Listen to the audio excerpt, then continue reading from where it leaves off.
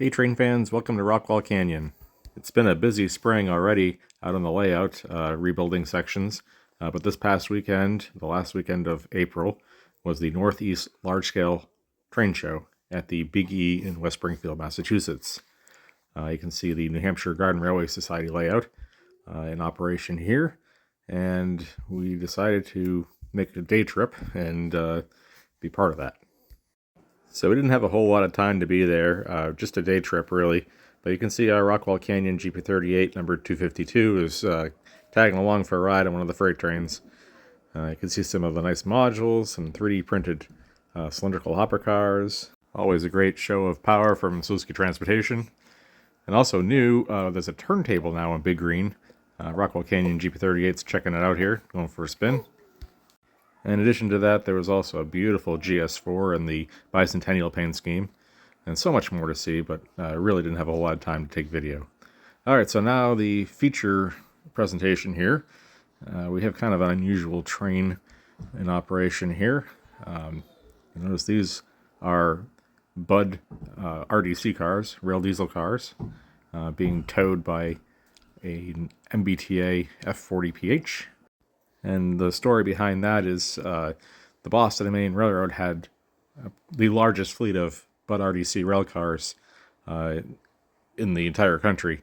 And toward the end of their lifetime, they became less and less mechanically sound. And so they ended up being towed by locomotives frequently. Initially, they figured out that they could be pulled with a GP7, and they actually figured out a way to link the notches on the GP7 with some of the notches on the RDC cars so they could all be powered. That was particularly helpful in bad snowstorms and situations where they needed a little more power, or maybe some of the engines weren't really running all that well. So they were relying more on the GP7 for power. The RDCs did need their own power source though, because they have sealed windows. So all the air conditioning and heating is provided by the undercarriage diesel engines. Into the 1980s, the MBTA had taken over control of the Boston and Maine commuter service, and they began sending some of these Budd cars out to be rebuilt as HEP commuter cars. So instead of having their own power sources underneath, they received all the power from the locomotive. And they had a couple of locomotives. The FP10 was the first locomotive that they had that actually had its own auxiliary power plant on board that would send power back to the cars for their hotel power. And later on, the F40PH replaced those. And before long, they replaced the Budd cars with Comet-style commuter cars, which are a little more appropriate. And as you can tell, the train that we have right now is of that newer style, where we have an F40PH doing the push-pull operation on these cars. None of these cars actually have any motor blocks in them. They're all running as dummies, and just the locomotive has power. So we have a fleet of 14 RDC cars here in the yard.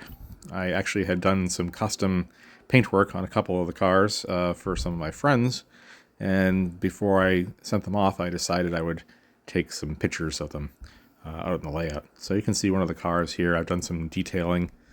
They all started off with other paint schemes, primarily Baltimore and Ohio. That's the easiest one to repaint if you don't have it undecorated. So they, of course, get the white face and then the black on the front door, and then everything goes back together, and I can do my lettering. This is a standard height RDC car, and this one actually is a lowered car. I made some little tags with these aluminum plates, just cut it from aluminum flashing, and also added some sand hatches on each end above the trucks. You can see those little squares below the windows. Kind of a detail they left out for some reason. I'm not sure why. Anyways, you can see that the cars perform nicely in push-pull service as they pass through this number 6 crossover to get onto the inbound track. And so all of these cars have been fitted with sprung trucks, so they have a little bit of suspension. And most of them have Pico ball bearing wheel sets, so they roll very nicely. They're quite heavy cars because they're all aluminum chassis, aluminum shell, and plated plastic ends. but they're pretty sturdy cars. They all have KD number, I think 908 couplers on there. I think 909 would work as well, but the 908 is a pretty good fit using the factory mounts.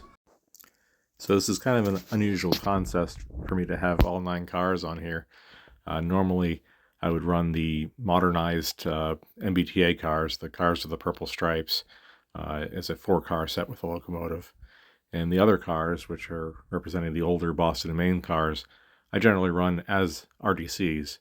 I do have 2 other cars that have motor blocks in them, so they can be self-propelled, and that's generally how those operate.